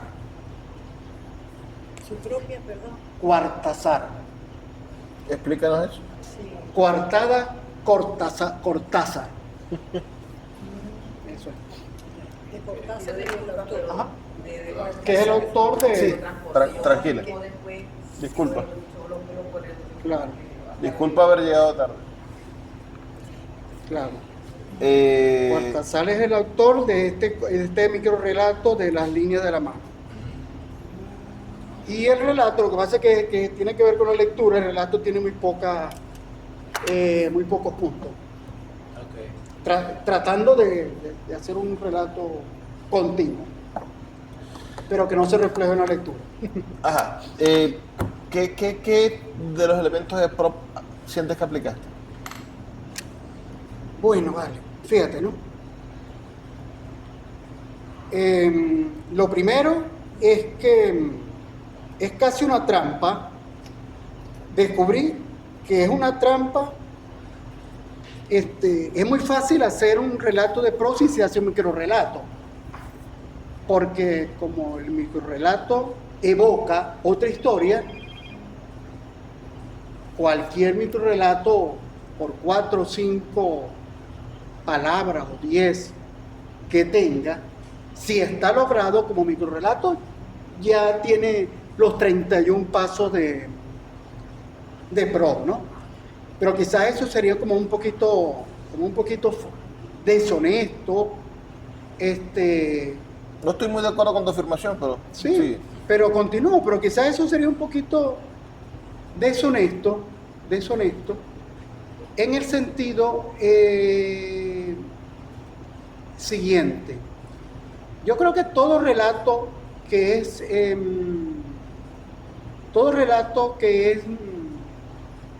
evoca otros cuentos o novelas, yo creo que sí tiene los 31 pasos. Pero por eso fue que comencé haciendo un microrelato de 4 o 5 páginas y después dije, no, pero la cosa tampoco es así, porque esto es demasiado condensado. Y seguramente Luis me va a decir que me fui por la tangente. Pues. Ahí yo entendí que habían, al menos comenzaste hablando de Ulises, o de ese personaje que inspira a Ulises, ¿no? Para después concentrarte en la Penélope que deja de tejer para leer, que sin duda es una metáfora interesante. Siento que hay una desconexión entre el principio y el final. los cuentos no tienen que ser cíclicos de ninguna manera, ni la literatura en general nos ha demostrado que no hay normas para estas cosas.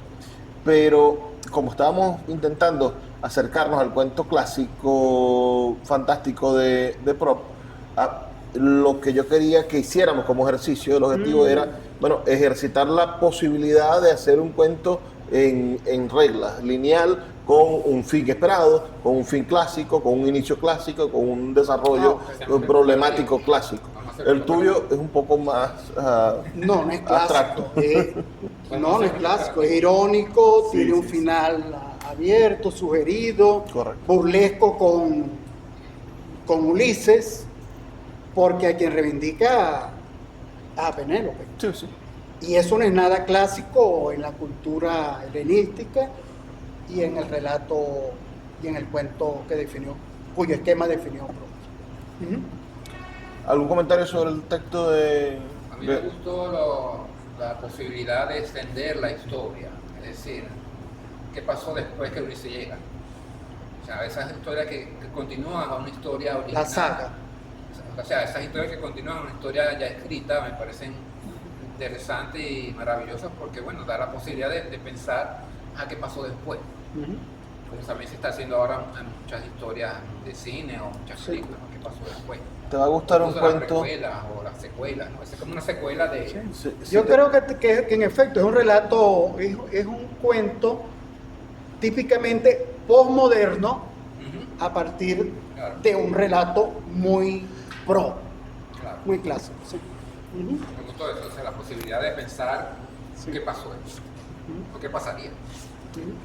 No me acuerdo cómo se llama ahora este cuento de... Creo que es de Fabio Moravito, creo que se llama Macías, o algo así. Ahí lo voy a buscar para pasárselo. Un cuento muy interesante porque trata de uno de los guerreros que estaba dentro del caballo de Troya. Y él se enamora del caballo. Entonces tiene que ver con eso, es decir, cómo tú agarras un mito o una estructura canónica y generas una historia dentro de esa, ¿no? La posibilidad No, pues el de- tipo no había tenido nunca una casa y el caballo era tan grande, tan cálido de madera, como entonces se enamoró del caballo. Y dijo, Creo "Ok". que hay unas caricaturas, no estoy muy exacta, pero cuando dijiste ese nombre, me llegó algo de unas caricaturas que veía el niño, una serie de caricaturas, y hay algo muy específico que trata precisamente ese evento de uno que estaba allí dentro, y entonces, ay, él quería quedarse por el caballito y la cosa, o sea, era una cosa toda, una fantasía así, toda, no sé, pero... Hay caricaturas. Debe ser de los Simpsons, algo así. No. De hecho, no sé por qué me llegó a la mente la película esta, un perro que adopta un niño. No la conozco, hay que buscarla. Bueno, tiene un sistema allí muy integrado de mucha ciencia, mucho conocimiento y muy todo lo demás, pero es un perrito que adopta un niño. No recuerdo el nombre. Ajá, nos falta Carmen. Uranido trajiste también. ¿Y tú trajiste? No. No, yo- Jorge, ¿trajiste? Tampoco. Gustavo tampoco lo trajo. Hácelo. Nada más nos faltan Carmen y Uranido. ¿Quién quiere? Claro. Sí, por favor. Vamos por orden. Ok. Pero sin sacar las manos, dice Carmen. Sí, sí, porque esto es bueno, en sentido estricto, ¿verdad? Esto no es un cuento. Eso- Vamos a hacer un recuperativo. y que tenga los elementos de Vladimir Propp, en sentido amplio, algunos, ¿no? Muy pocos. Es un relato, yo digo un relato, ¿no? Podemos hablar de la semana que viene podremos hablar de el cuento y el relato, de esas diferencias, Que no las y trabajemos sobre el arte de escribir cuentos de Juan Bosch, que es un texto interesantísimo. Muy interesante. Bueno, yo lo titulé así, ¿no? El cuentacuento de la morfología del cuento. Dice, mi tragedia comenzó con mi nombre, Marimar. ¿A quién se le ocurre ponerle a una hija Marimar? Dicen mis padres que unieron sus nombres para sellar su amor, María y Martín, pero me jodieron la vida. Marimar no tenía pasado. Nadie en mi árbol genealógico tenía ese nombre. No tenía punto de referencia para iniciar mi vida. No tenía a alguien en quien inspirarme para construir mi esencia o a quien odiar para nunca querer imitarlo. Ahora tendré que recurrir a las fuerzas cósmicas o divinas para construir un cuento delimitado por los personajes que a un señor llamado Vladimir Prok se le ocurrió que eran personajes y situaciones comunes para todos y todas. Afortunadamente, en este trabajo no impusieron límites de páginas. Desprovista de una esencia personal verdadera y sintiéndome retada por el señor Prok, decidí emprender un viaje, sin rumbo y sin retorno, pero con un inmenso deseo de probar nuevas cosas. Después de caminar por varios días, divisé a lo lejos un pueblo y apresuré el paso para llegar. Entré al pueblo y este lucía desolado. Seguí caminando por la calle principal hasta atravesar el pueblo de norte a sur, cuando divisé a lo lejos y a orillas de un gran lago a unas 400 personas en promedio, entre hombres y mujeres. Me acerqué para ver qué sucedía y logré escuchar que algunos conversaban y otros discutían sobre la falta de agua potable en Santa Bárbara. Deduje que así se llamaba el pueblo y que éste tenía problemas de escasez de agua, asunto superado en el pueblo de donde venía. Sin prejuicio alguno levanté la voz para que me escucharan y les dije: noto que tenéis problemas de escasez de agua a pesar de tener un lago tan cerca, ¿cierto? Todos contestaron afirmativamente con un sí. Enseguida traté de sugerirles que la solución estaría bajo los cimientos de sus casas. Seguro hay grandes depósitos aluviales. Me contaron que toda la vida han transportado agua del lago hacia las casas, pero que en tiempos de lluvia ese trabajo era casi imposible y no tenían agua casi nunca, porque los periodos de lluvia duraban meses. Un día decidieron mudar a Santa Bárbara, a orillas del lago. Afortunadamente, nunca lo llevaron a cabo porque una crecida del lago los advirtió a tiempo. No es necesario, les dije, en Santa Bárbara debe haber agua potable bajo su suelo. Decidimos organizarnos para convencer al resto de los vecinos de que había que construir pozos de agua en el pueblo, casa por casa. Así lo hicimos. Yo colaboré y dirigí ese proceso y lo culminamos con éxito.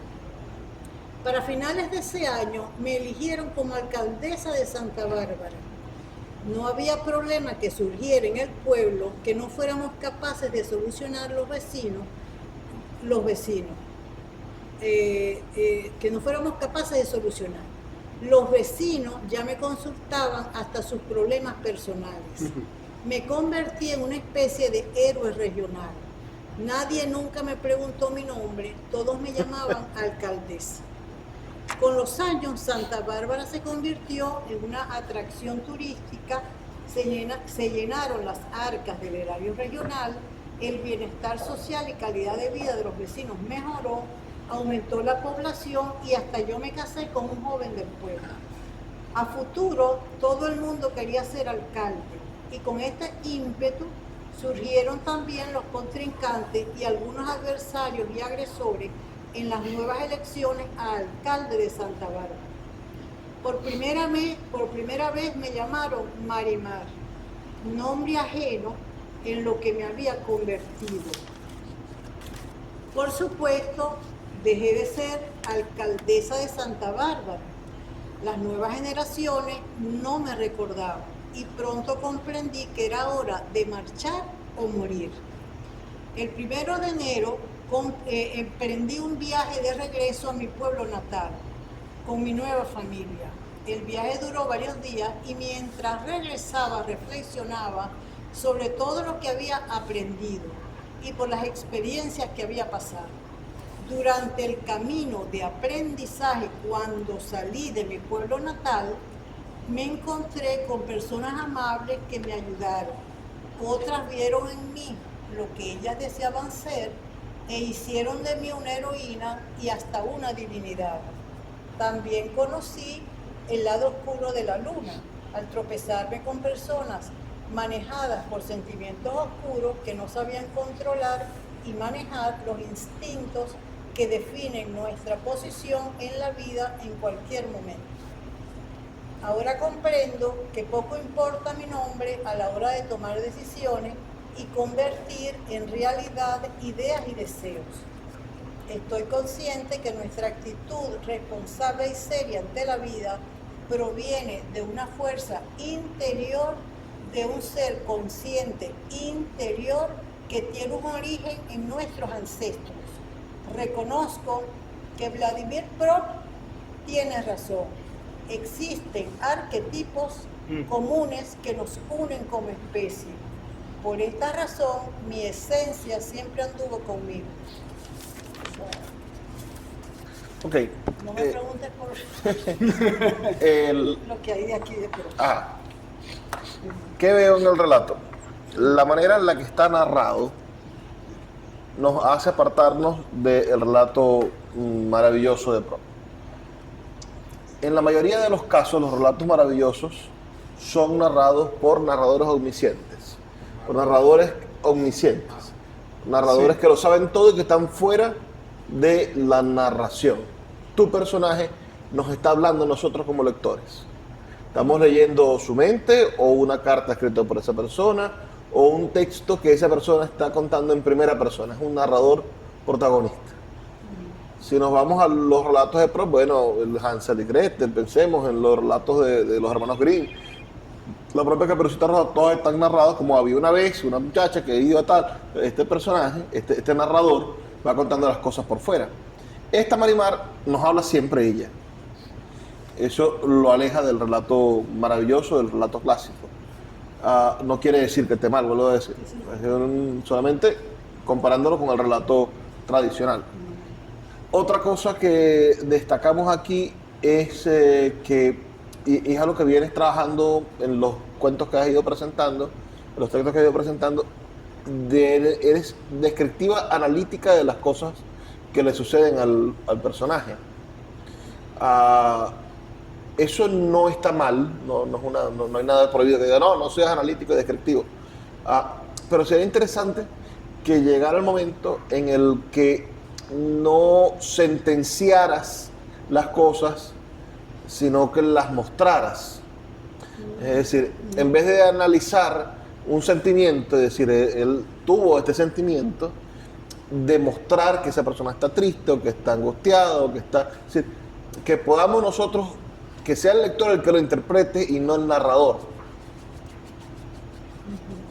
En el Quijote Cervantes está todo el tiempo catalogando, te están poniendo el frío, catalogando al Quijote. Pasa toda la novela diciendo el Quijote se equivoca, el Quijote está loco, el Quijote va a cometer un desaguisado. Esa es una actitud bastante moderna que inventó Cervantes, pero ¿qué lo diferencia, por ejemplo, de otro gran novelista europeo, Víctor Hugo? Víctor Hugo jamás nos dice que sus personajes son esto o son lo otro. Nosotros entendemos que Jean-Baptiste es una buena persona. Él no tiene que decirnos que es una buena persona. Nosotros lo entendemos al final. Por más que haya estado preso, por más que haya pasado todo esto. Entonces, son las diferentes maneras de encontrarnos con la narrativa. Entonces deberías intentar en próximos textos, una vez que hayas escrito el texto, porque también recuerden que hay un proceso de escritura y está el proceso de revisión.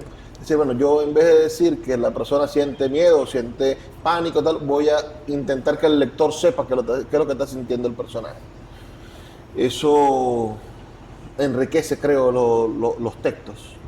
Me recuerdo del texto que hiciste de Juan Charrasqueado, sentíamos con el personaje lo que estaba sintiendo ese ese niño que le habían matado al padre, ¿no? Es decir, ese personaje. Marimar al final se pone muy analítica. Se pone... Sí. Y creo que es interesante, pero también sería interesante saber qué era lo que sentía Marimar, más allá de saber qué era lo que pensaba. Está bien, muy interesante, gracias. ¿Algún otro comentario? Con permiso, me repito. Ya me- Sí, es tarde ya. Uno rápido para no Sí, sí, sí.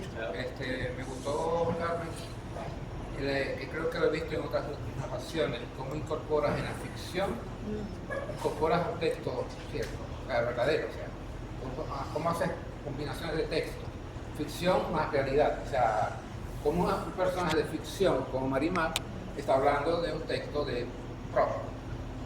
No, y lo de los pozos y Santa Bárbara y la cosa, estuvo interesante. Exactamente. Santa Bárbara por la iglesia de Santa Bárbara. Entonces Pero es un pueblo. esa intertextualidad que estás mostrando ahí me parece que Sí. se puede seguir utilizando. Entre las varias cosas que me parecieron bien interesantes del cuento de Carmen Alicia, ¿no? Es que hay como un tratamiento íntimo de la historia, pero a su vez hay elementos de realismo, como de realismo social. Y no solamente eso, sino de crítica y, como ya se dijo, análisis. Entonces creo que esa mezcla, a propósito, de las cosas íntimas, del yo, con lo social, con el análisis, con lo político, inclusive implícitamente, está allí. Yo creo que es bien interesante esa mezcolanza, bien chévere. Mister, por mi parte quería felicitarte porque tú hablaste de la valentía, ¿cierto? Y antes de leer el texto dijiste, no sé si esto cumpla con los preceptos del prof, pero yo sigo adelante, pues, y eso es de admirar también. Por un lado yo no lo pude por cuestión de tiempo, porque estoy iniciando el año escolar, yo trabajo en un colegio, no tengo tiempo. No tuve tiempo para sentarme. Y entonces ayer dije, en la noche lo voy a hacer y estaba tan agotado que dije, para hacerlo mal y presentar cualquier cosa, mejor no lo hago, pues me acobardé.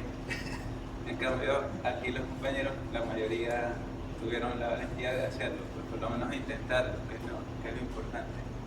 Y lo otro que me parece llamativo en tus textos es los puntos de referencia geográficos. Siempre estás mencionando algún lugar, una ciudad, un pueblo, sí. Y eso es interesante porque para el lector es atractivo, pues uno se imagina el lugar donde están desarrollándose los acontecimientos. Es decir, yo creo que eso es una ventaja que tienes para el momento de escribir, y como dice el poeta, siempre se puede pulir, pues, siempre se puede buscar la forma de darle el mejor uso. Ajá. Sí, bueno, lo que yo he notado, en mi caso particular, que yo imagino que a todos nos sucede, en este caso me sucedió que el personaje no tiene que ver conmigo. O sea, salió un personaje que no soy yo, porque no piensa igual a mí. O sea, este Marimar no soy yo. Cobró vida propia. Cobró vida propia. Es interesante. Entonces, Se desprendió de ti. sí, yo dije, a lo mejor no tiene nada que ver con Pro, pero como se desarrolló, que él no le dio importancia al nombre, yo sí se la doy. Considero que es importante el nombre que a uno le pone. O sea, él no soy yo. Claro. Inclusive para mí es él. Y yo le puse Marimar, una mujer, porque yo soy mujer. Pero es un hombre, no es mujer. Marimar no es mujer. No. Es un hombre, ¿no? Ah. O sea, era otra persona. Eso me sucedió con este escrito. Poeta, una pregunta, ese elemento no está dentro de los preceptos de propio, eso de que cobre vida propia. Los personajes se independizan de la No, escritor. no tiene que ver con... Yo tenía experiencia. Eso tiene que ver más quizás con... Se ponen por arriba del escritor. La semana que viene, si hablamos del texto de Juan Bosch, El arte de escribir cuentos, vamos a ver que Juan Bosch habla sobre eso, sobre la importancia de que los personajes tengan su propio espacio, su propia forma de pensar. Vamos a escuchar a Uraní, que también se está congelando, pobrecita. Sí, pobrecita. Mueve el micrófono hacia allá, a ver si todavía descongelamos un poco. Uf. Se titula El español trovador. En una tierra lejana existía un joven de las Islas Canarias, junto a su familia, 2 hermanas y sus padres. Se habían mudado a la pequeña Venecia. No era España, ciertamente, pero los acogió como a sus propios habitantes. Cada mañana, el joven, que por cierto se llamaba Alonso, salía a la plaza del pueblo a trovar junto a su guitarra. Las damiselas se sentaban a su alrededor, encantadas para escucharle. Entre ellas se encontraba Celeste, amiga suya que le acompañaba siempre de regreso a casa. ¿Viste aquella buena moza? ¡Qué preciosidad! Nunca la había visto antes. Ay, Alonso, dicen que es la bruja del pueblo. Roba las almas de los muchachos. Celeste, Celeste, ¿de verdad crees esas cosas? De verdad, ni pienses en acercarte. Llegados a casa de Alonso, conversaron un buen rato mientras tomaban café. Celeste se despidió y Alonso entró a ver a su padre, que siempre cuidaba, ya que era de una salud delicada. Esa noche sería la más triste para Alonso. Su padre falleció y su madre y hermana se lo reprochaban. Decían que se la pasaba en la plaza en vez de cuidarle con más dedicación, siendo esta la manera en que se ganaba la vida para la familia. A la mañana siguiente, con gran dolor, Alonso huyó de casa. No podía soportar aquellas acusaciones y pensar que su amado padre ya no estaba lo desgarraba. Se sentó en la plaza, la cual yacía solitaria, pues el pueblo aún dormía. Tras un largo rato tocando, atrajo a aquella damisela de la vez anterior. Le observaba con interés hasta que ella habló. ¿Por qué tan triste y solo, mi dulce trovador? Mi padre murió, mi madre y mis hermanas me culpan. Estoy devastado y abandonado en la penumbra. Tengo el alivio a tu dolor. Quizás no puedo regresarte a tu padre, pero mis guitarras y yo podemos cantar para ti y hacerte compañía. Solo ven conmigo y te olvidarás de toda tu desdicha. Había algo en sus palabras que lo obligaban a seguirle, un sonido tan melifluo que era imposible no sentirse atraído. Alonso le siguió sin chistar a través del bosque, cada vez más adentro hasta llegar a una cabaña que parecía de jengibre, muy llamativa. Mientras tanto, Celeste buscaba entre la muchedumbre de la plaza a Alonso. Nadie le había visto llegar ese día. Corrió hasta su casa y supo que había huido aquella mañana. Tenía un mal presentimiento. Fue en busca de ayuda con el Todopoderoso. Le pidió que le permitiera encontrar a Alonso. Él le dijo: es un muchacho terco, fue seducido por la bruja, a pesar de tus advertencias. Ahora está en su guarida, en el bosque. Ahora ve por él, nada os ocurrirá. Celeste corrió a través del bosque hasta ver la cabaña. Sin pensarlo, empujó con fuerza la puerta y vio cómo la bruja cantaba con sus guitarras mientras el alma de Alonso era succionada. Celeste exclamó con fuerza: en el nombre del Todopoderoso, te vas ahora. La bruja se estremeció grandemente y cayó al suelo para luego huir arrastrándose en el bosque. Alonso volvió en sí mientras Celeste lo sostenía en sus brazos. Él le miró a los ojos y le dijo: tenías razón, era la bruja. Pero Celeste, te confieso que mi ego intentaba refugiarme de mi dolor, mas solo me herí, también a ti, hasta que llegaste y te conocí. Celeste sonrió. Al fin sabía quién era Alonso. Ok. Es un cuento maravilloso. Tiene tono de cuento maravilloso. Quizá lo que me hace más ruido de la estructura es que repites mucho los nombres de los protagonistas. Para señalarlos, entiendo. Pero no es algo necesario en términos generales si logras con la narración buscar una manera de que no tengas que mencionarlos, sino de colocarles en los cuentos clásicos. Existe un recurso literario que se llama el epíteto, que son descripciones que suplantan el nombre para no estar repitiendo y fulano y fulano y fulano, sino ideas que lo ejemplifican al personaje. Por ejemplo, podrías haber dicho el trovador o el joven español, es decir, en vez de decir el nombre del personaje. Es un recurso periodístico. Es también un recurso periodístico. El epíteto. Pero creo que es interesante porque se añade a la estructura de prop y finalmente lo que vemos es la verdadera identidad del héroe, ¿no? Al final se nos presenta de esa más forma. ¿Qué tal te fue con la experiencia de acercarte a las estructuras clásicas del cuento? Bien, o sea, la verdad lo hice rápido, lo hice hoy mismo prácticamente, pero me logré adaptar. ¿Alguna opinión sobre el cuento Guaraní? A mí me gustó mucho el estilo narrativo que utilizaste al inicio de la historia. Lo sentí bastante estético. Ajá. Ah, Luego, a partir de la mitad se pierde un poco y sucede eso de la repetición de los nombres. Creo que eso le quita un poquito de belleza. Lo hace más, la cacofonía de repetir los mismos nombres hace que uno pierda la historia. El sonido es muy importante.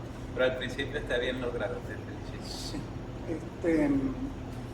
me pareció un cuento fresco, noble, con importantes valores, que en este caso creo que tienen más importancia aún, pero que esos valores tampoco convirtieron el cuento en un instrumento de pedagogía o de proselitismo. Maravilloso. Totalmente. Es muy literario, completamente. Sí, muy literario, sí. Sí, me gustó. Sí. Ok, vamos a cerrar. Es una tarea. Sí, vamos a cerrar con un ejercicio para que lo traigan la semana próxima. Ese ejercicio es muy sencillo. ¿Qué es lo que vamos a hacer? Vamos a hacer un ars poética. Digo yo que es muy sencillo. Un ars poética es el por qué escribo. Una cuartilla. Una cuartilla o menos. El por qué escribo, ¿no? Una confesión. Es como una confesión, pero busquen ars poética en internet y van a ver que muchos escritores han hecho ars poética. ARS. El ars poética es como el leitmotiv de por qué se escribe. Busquen la de Cadenas, que tiene un pequeño poema que se llama Ars Poética, que es una belleza. Listo. Ars poética. ART. ARS poética. Ajá, eres. Puedo hablar.